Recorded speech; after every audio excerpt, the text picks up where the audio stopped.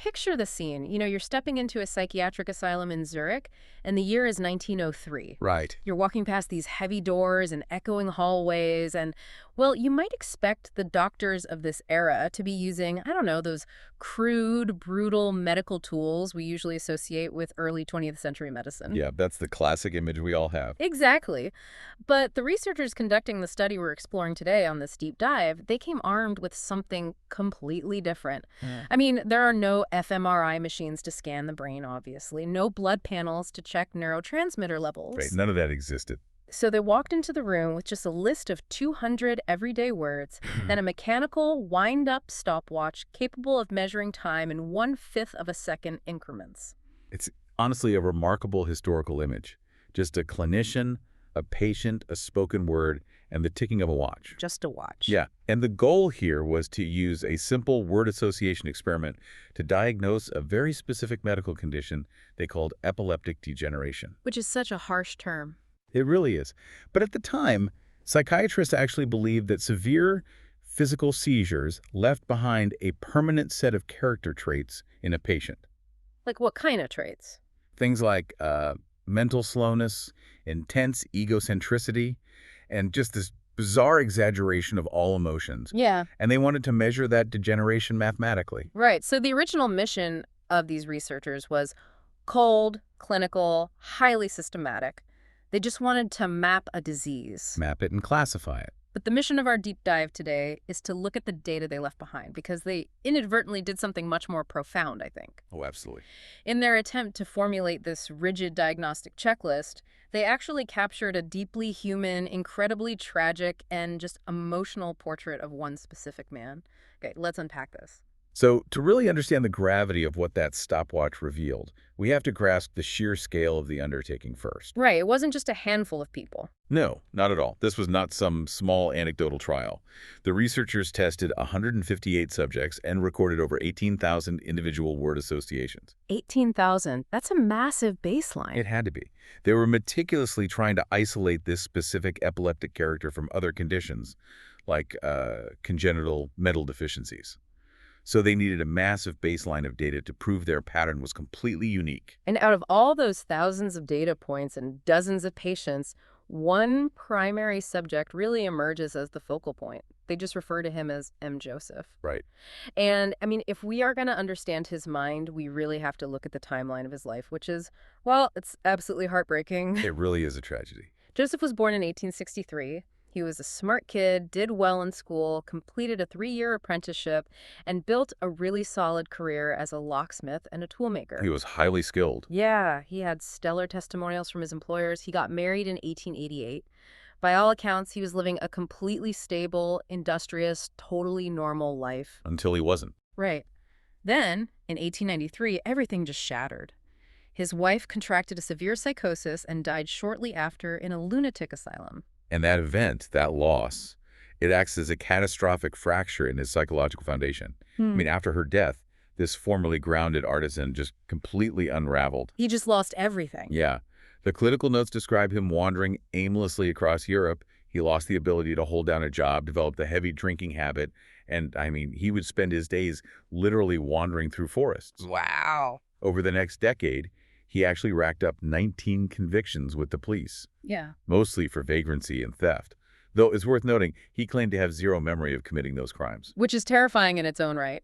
And he spent time in various asylums for violent delirium and even sustained a fractured skull in 1896. Yeah, the physical toll was immense. And on top of all that psychological trauma and the physical brain injury, he developed severe epileptic seizures. And the way he described his aura, the neurological warning signs right before a seizure hits, it sounds terrifying. The visual details he gave were incredibly specific. Right. He told the doctors he would see black dots, like 5 or 6 in a row, just moving up and down in his vision. He said his head felt like it was being crushed in a vice. Oh. And he would feel this distinct physical drop trickling down inside his chest. And then this overwhelming sense of dread would wash over him, a feeling he literally described as a railway engine suddenly rushing towards him. A railway engine. Just the sheer panic of that. Exactly. And after that, the room would spin and he would completely lose consciousness. So we are looking at a man experiencing a profound level of neurological chaos and psychological distress. This is the individual sitting in the testing chair when the clinician clicks that stopwatch. Just a guy who has been through hell. Exactly. And the mechanics of the test were straightforward. The researcher calls out a stimulus word like rotten or apple or pain. Just everyday words. Right. And the patient is instructed to reply as fast as humanly possible with the very first word or concept that enters their mind. The moment the stimulus word is spoken, the stopwatch starts. And the moment he answers, it stops. You got it. Yeah. They're purely tracking the cognitive delay. See, I kept thinking about the sheer audacity of this method while I was reading this. Trying to diagnose complex neurological degeneration with a rapid-fire word game. It feels a bit like trying to measure the depth of the Mariana Trench with a piece of string and a rock. That's a great analogy. Right. I mean, can a simple call and response actually tell you anything concrete about the structural degradation of a brain? Or is this just, I don't know, an outdated parlor trick disguised as science? Well, it's easy to view it as primitive through a modern lens, sure. But you have to look at the underlying mechanism they were trying to exploit. The researchers weren't just asking Joseph to have a casual chat. They were pushing him. Exactly. They were deliberately trying to bypass his conscious filter. By demanding the immediate unfiltered thought and timing it down to the fraction of a second, they believed they were measuring the raw mechanical speed of his neural pathways. So they didn't want him to think. Right. If you ask someone a question and give them 10 seconds to think, they construct a social mask. If you force an answer in 2 seconds, you get the actual wiring of their brain. And they believed the epileptic character had a distinct broken wiring diagram that the stopwatch would expose. Okay, so if we want to see if dropping that rock into the ocean actually worked, we really have to look at the sheer volume of words Joseph threw back at them. Because the baseline data is fascinating on its own. It really is night and day. Yeah. Normal, uneducated control subjects had an average reaction time of 2.0 seconds, and they almost always gave one-word answers. You say dog, they say cat. 2 seconds, clean, efficient processing. Very straightforward. But Joseph's average reaction time was more than double that 4.2 seconds. But the really striking thing is that he completely rejected the single-word format. He spoke in whole, overly complicated, honestly kind of exhausting sentences. Yeah, the clinical term applied to this is pleonasm, which essentially means the use of more words than are necessary to convey meaning. Overkill, basically. Pretty much. Yeah. Joseph displayed an overwhelming, desperate tendency to define and clarify the prompt, even when the word was incredibly simple. The examples are genuinely captivating. The researcher says the word apple. Now, instead of saying red or tree like a normal subject, Joseph takes 6.6 seconds, thinks about it, and declares there are various apples. Which is technically true, but so unnecessary. Right. And for the word air, he responds with this sweeping monologue. He says, this is the air, nature's air, healthy or unhealthy, fresh air is fresh air. He even started using elaborate hand gestures to compensate for words. When given the word wide, he physically demonstrated the width of an invisible object with his hands while announcing, this is the width of a distance. Wow. It literally feels like he's trying to write a definitive encyclopedia entry in real time. Yeah, what's with that? Well, what's fascinating here is how the researchers contrasted Joseph's elaborate definitions with the data they collected from subjects diagnosed with congenital mental deficiencies. Okay, how did they differ? So those subjects also struggled with abstract words and tended to explain them, but their explanations were primitive, short, and rudimentary. Got it. Joseph's responses, on the other hand, were highly complex. He would confirm a concept, amplify it, and just pile on attributes. He couldn't just let the word air exist in the room. He had to verbally wrestle it to the ground and prove to the clinician that he understood it perfectly from every angle. And he also constantly inserted himself into those definitions. Like a massive 31% of his answers were entirely egocentric. He used the word I relentlessly. This is his go-to anchor. Yeah. When given the word pain, he didn't say hurt or hospital. He took 4.2 seconds and said, because I am ill. When given the word locksmith, he said, I am a locksmith, an artisan. Even for the word to love, his response was the highly dramatic, I love my neighbor as myself. So dramatic. Right. And you really have to contrast that staggering 31% with the control groups. The uneducated men in the normal control group only gave egocentric reactions about 1.7% of the time. Wow, from 31 down to 1.7, that is a massive jump. Exactly. And even more telling, the subjects with congenital mental deficiencies actively avoided the I form entirely. If given a prompt, They would use impersonal pronouns, saying things like one drinks it or someone falls. Joseph, however, used I for nearly a third of his answers. Okay, let me challenge the pathology of this for a second. Doesn't everyone talk about themselves? Sure, to some extent. I mean, think about that guy you always get stuck next to at a dinner party, who manages to relate literally every topic of conversation back to his own life. Oh, we all know that guy. Right. You say you went to Italy, he talks about his study abroad in Rome. You say you bought a dog, he talks about his childhood golden retriever. We all know people who over-explain and center themselves. So what makes Joseph's I factor a symptom of structural brain disease rather than just an annoying personality quirk on massive overdrive? That's a totally fair question. It really comes down to the mechanism driving the behavior. That guy at the dinner party is usually trying to relate to you or perhaps socially dominate the conversation. Right, it's an ego thing. Exactly. But Joseph is sitting in a sterile, stressful clinical environment, being fired random, disconnected nouns. His constant retreat to the word I isn't social dominance, it is a desperate psychological anchor. He's grasping at straws. The researchers viewed this intense egocentricity, combined with the tautological over-explaining, as the hallmark of a mind frantically trying to maintain control. His internal universe is so chaotic, fragmented by seizures and trauma, that he constantly has to recenter the external universe around his own existence just to feel grounded. Wow. It is basically a defensive posture against complete cognitive collapse. He's anchoring himself to the only fact he knows is still true, which is his own existence. Spot on. But the words themselves are only half the picture. The real diagnostic power of this experiment, the element that makes it feel so surprisingly modern, was hiding in the milliseconds between those words. The time data is where the true breakthrough happened. Yeah, it wasn't just that his average speed was slow.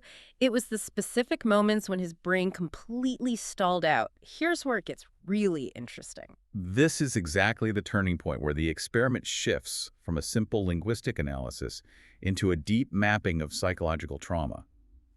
The researchers identified a mechanical failure in Joseph's brain that they called perseveration. Perseveration. Right, and it was specifically triggered by the delayed fuse of a feeling tone. Okay, let's break those terms down because the mechanism is wild. Wow. In a normal person, if a researcher suddenly yells out a highly sensitive or emotionally charged word, it naturally causes a slower reaction time. Sure, because you're caught off guard. Right. You hear the word, you process the emotion, you figure out a safe answer, so your brain takes a bit longer. But crucially, on the very next word, assuming it's a neutral, boring word, your reaction time goes right back to normal. Your brain resets. But Joseph's brain did the exact opposite. To put it in modern terms, a feeling tone is essentially the emotional weight or payload that a specific word carries. And perseveration is a biological failure to move on. It's when the brain's gears get stuck on a previous thought. And the stopwatch data proved that when Joseph heard a word carrying a heavy emotional payload, it took him about 3.6 seconds to answer. Which is slow. It is. But the word immediately following that emotional trigger, even if it was a totally innocuous word like table or door, spiked to an enormous average of 5.8 seconds. And in some specific sequences, the delay was astronomically higher. The sequence that perfectly illustrates this is his reaction to the word tired. The clinician says tired. Joseph gives a very heavy, emotionally repetitive answer. He says, I am tired, yes, tired, the body is tired. Which took him 3.0 seconds. Right. But the feeling tone of that concept lingered so heavily in his mind, like the sheer emotional weight of his exhaustion was so profound that it completely hijacked his cognitive processing for the next prompt. Completely derailed it. The very next word on the clinician's list was intention, just a standard neutral word. But Joseph's brain basically blue-screened. It took him a staggering 13.0 seconds to answer. And you have to realize, 13 seconds of dead silence in a clinical testing room is an absolute eternity. I can't even imagine. Just ticking. The researchers just staring at him, waiting. And when Joseph finally did manage to speak, he stuttered out this incredibly fragmented, desperate sentence. He said, I have the intention to invent a machine, to draw, to provide, to live properly. To live properly. I mean, imagine a computer freezing up because a massive background application is suddenly using 100% of the RAM. It's exactly like video game lag. You take a massive emotional hit, but the system damage doesn't actually register on the screen until 5 seconds later. That's a perfect way to visualize it. The lag in his working memory is so severe that he literally cannot process the present moment because his hardware is still trying to render the past. And that analogy of RAM and background processing is perfectly aligned with the researchers' conclusions. The underlying mechanics of his brain were physically altered by the disease. Right. In a healthy subject, an emotion spikes quickly, does its job, and subsides quickly, freeing up the cognitive RAM for the next task. In this specific patient, the emotional payload sets in slowly, but it lasts incredibly long and burns far hotter. It literally jams his cognitive processing. Exactly. The emotion from the previous word is echoing so loudly in his neural pathways that he is effectively deaf to the new word being spoken. And it wasn't just time delays either. That emotional lag actually caused his language centers to break down. There are multiple instances where the word immediately following an emotional trigger resulted in a bizarre linguistic slip or just a clumsy grammatical construction. He would trip over his own tongue. Yeah, he would repeat the previous stimulus word over and over or completely garble his syntax. For example, after having a massive emotional reaction to a word about working hard, the very next prompt was the word sail. Just a random noun. Just a boat. And Joseph fumbled out, "A sail is a sailing boat on the water," and it took him nearly 7 seconds to piece that clinky sentence together. The emotional radiation from the previous thought literally degraded his ability to formulate a basic noun. And the really crucial thing is, this cognitive traffic jam isn't happening randomly. No. Not at all. The specific words causing the system to crash actually form a perfect map of his internal psychological landscape. The researchers categorize these emotional tripwires under the concept of an illness complex. So an illness complex. Think of a complex not as a single thought, but as a psychological gravity well. It's a massive cluster of interconnected fears and anxieties, and any concept remotely related to his health, his family, or his freedom gets pulled right into it. It swallows everything. Yeah. They found that his absolute longest delays, his most severe cognitive lags, all clustered around 3 things: his terror of never leaving the asylum, his fear of losing his skills as a toolmaker, and a deep, agonizing homesickness. Because we have to place Joseph in his reality, right? He is a man who watched his beloved wife descend into psychosis and die in an asylum, and now he is locked inside one himself. It's his worst nightmare. Exactly. Suffering from violent seizures he can't control. His associations aren't just random brain misfires. They reveal a profound existential terror. And the things he actually says in response to these trigger words are honestly haunting. When given the word blood, he didn't associate it with the color red or a cut on his finger. What does he say? He said, "Every man has every animal, only good or bad. That is the difference." Wow. Right. He is actively obsessing over whether his own blood, his own biology, is fundamentally tainted or bad. That is so dark. And when given the word danger, he didn't mention fire or heights. He responded, "I am in danger of life." God. But perhaps the most devastating association in the entire study was his reaction to the word free. Yeah. The researcher clicks the watch and says, "Free."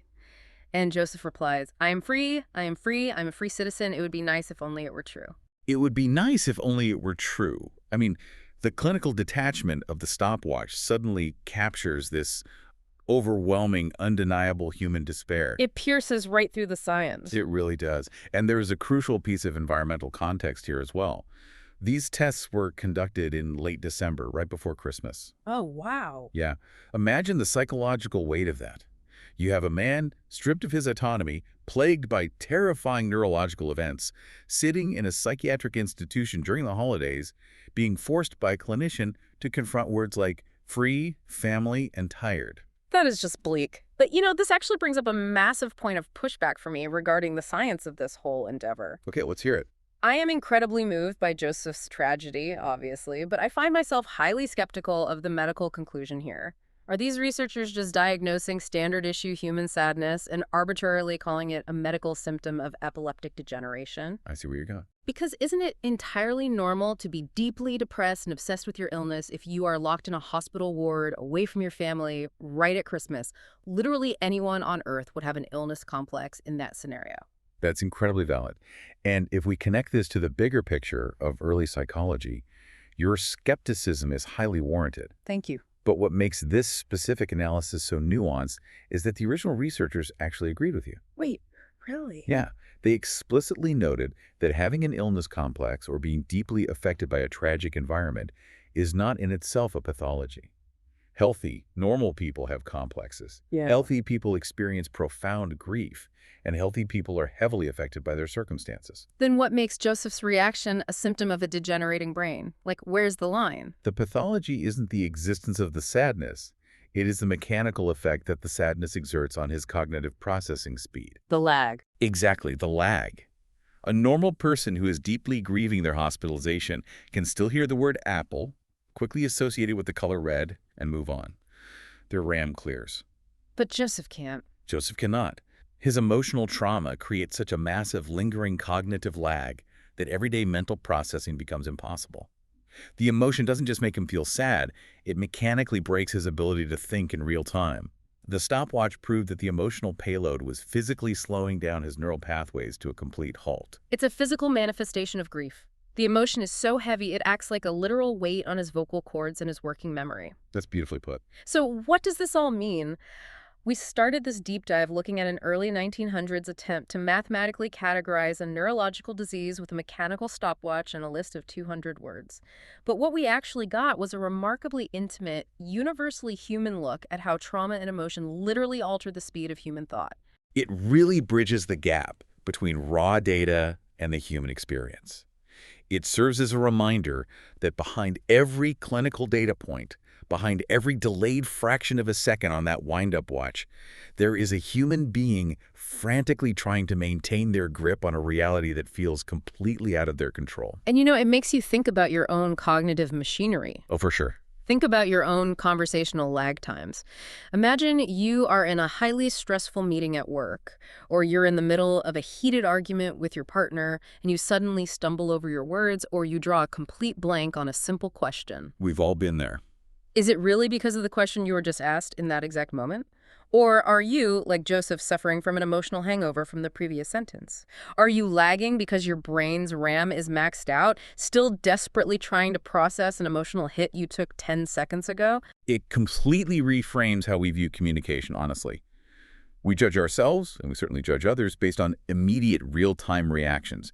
And we are completely blind to the invisible emotional complexes that are still echoing in the background, jamming the system. Well, I want to leave you with a final thought to mull over.